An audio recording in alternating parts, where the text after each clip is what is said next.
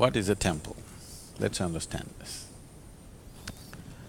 Generally, when we utter the word temple, immediately people are thinking of a which religion? Now, if temple belongs to you or me or to a particular group, you cannot call it a temple. Temple is an invitation to the divine. If we can set up a space and the necessary tools where divine is more manifest, not that it is not there everywhere, it's just that more experienceable. There's sound waves everywhere, but you cannot hear it. You need a cell phone to catch the transmission, otherwise you can't catch it. So we can say a temple is a larger cell phone. You can't talk, just to listen. One-way cell phone, is it okay? I always set up the temple in such a way that you can't yap. Is that okay? Or you want to talk? If you want to listen to a dimension beyond, if you want to be receptive to that possibility, we can create a space like that. We can create a device or a tool like that. When I use the word tool, there seems to be a certain sense of lack of reverence in me. But I particularly use the word tool. When I refer to the dhyana linga as a tool, people feel offended. Sadhguru, don't say that. In our experience, it's everything. Don't call it a tool. I say it's a tool. Because the word tool means that which works. It is not a piece of art that you can just appreciate. It's a tool because it works. There's just one screw in the door, if I ask you to unscrew it with your hands, can you do it? But if I give you a screwdriver, you can do that, isn't it? Similarly, to open the doors for the beyond, there is a tool. With your own hands, if you try to unscrew that simple screw in the door, all your 10 nails will go, but still it'll not come. Yes? You can try with your teeth. You know, people do. When they have no tools, they'll try their hands, if it doesn't work, don't you do? You may lose your teeth, still it may not come. But if you had a simple tool, how easily you could do it. So this is a tool to open the doors of the beyond.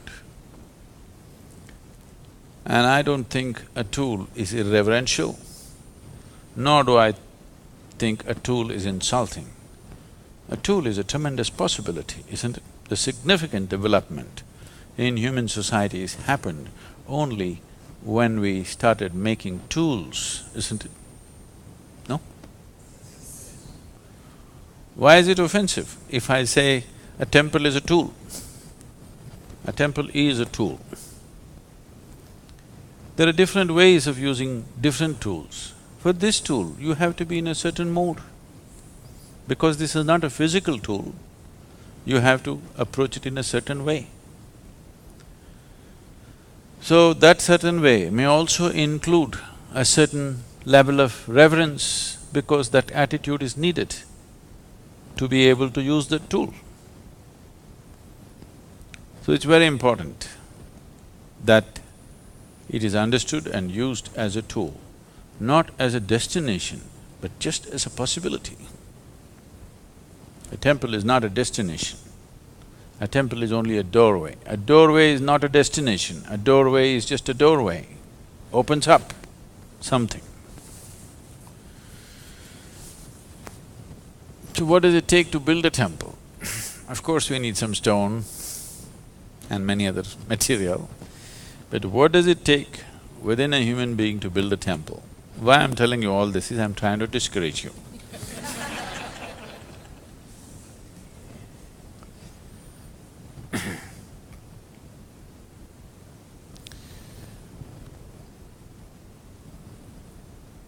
a temple will not happen unless at least a band of people, at least a handful of people hold it above their own life, not as a part of their life, not as a side thing that they do in their life.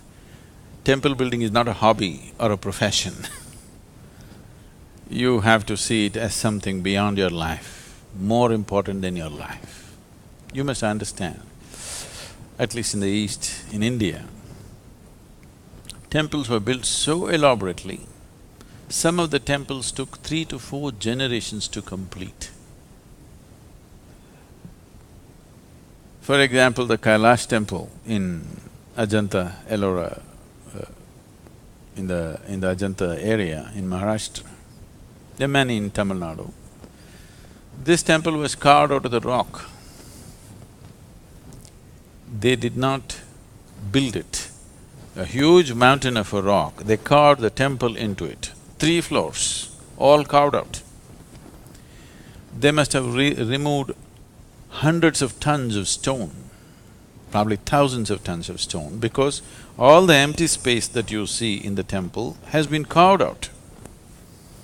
And they made 3 stories, elaborate, decorations, and there are at least about 600 statues, all carved out. If you make one mistake, you have to rebuild the whole temple. Yes, because it's not built, it's not something you can take it off and put something. It is carved into the rock. It took 135 years, at least 4 generations of people working to the same plan. Three to 4 generations of people working to the same plan for 135 years to complete the temple. And nowhere their names are written. Such phenomenal work. Many of them must have started working at 14, 15 years of age and they would have died there, okay, doing the work. But nobody's name is written. Architect's name is not written. The kings who sponsored the temple, their names are not written. That's a temple, understand? It's not a place for us to leave a footprint of who we are. A very beautiful story. There was an old man. There was a man. Men get old. Slowly. He had 2 sons. Father and 2 sons worked hard, built a big farm, they became prosperous. Then for the old man, time to die came. When he was going away, he told his 2 sons, whatever comes out of this land, both of you should share equally, and you must always keep it up. At no point there should be any dispute between the 2 of you.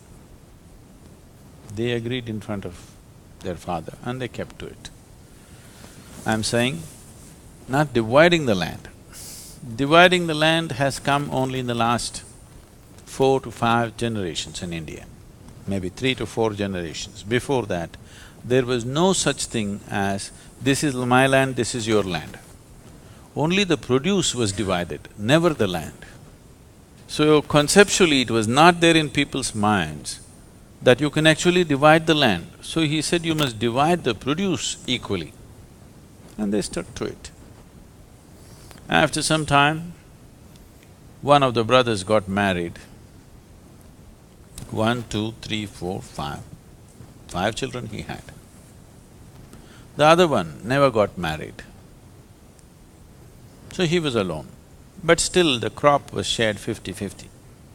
Because those are the father's words, you can't change it, that's his wish. So the brother who was married and had 5 children, one day a worm entered into his mind. You know, sometimes worms get into your mind.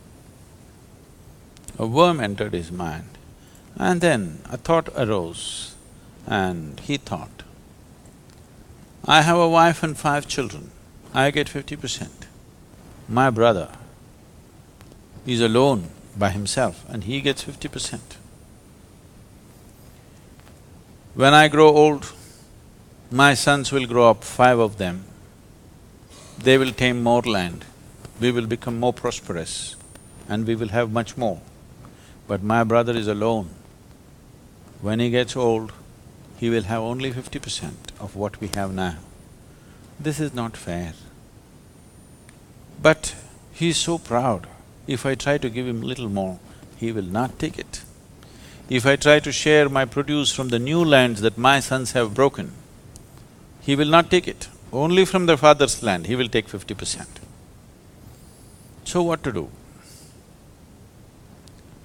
So in the night, when everybody is asleep, he carries a bag of grain and takes it and puts it into his brother's store. So that unknowingly, he's donating to his brother.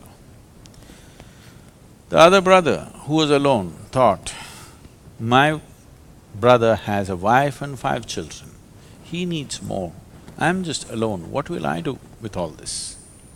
But if I try to offer anything, he will not take. So he started carrying grains and dropping it into his brother's store. Reverse osmosis was happening. And nobody knew. In the night, quietly, once in a way, this brother puts one bag, that brother puts another bag. This went on. They became old. One day, 2 old men were carrying sacks of grain in the night, and they came and they faced each other. Both of them realized what's been happening. But they looked away and continued their journey, put the sacks and went back. Then they died after some time. The townsfolk were wanting to build a temple. They were looking for a site, they went to many places. After much looking, they decided to build a temple where these 2 brothers met on that night. They looked at each other and suddenly they were so embarrassed of their own generosity, they looked the other way and continued their job. They thought this is the best place to build a temple. Because that's what a temple means, that looking beyond yourself. If that is not there, there is no temple.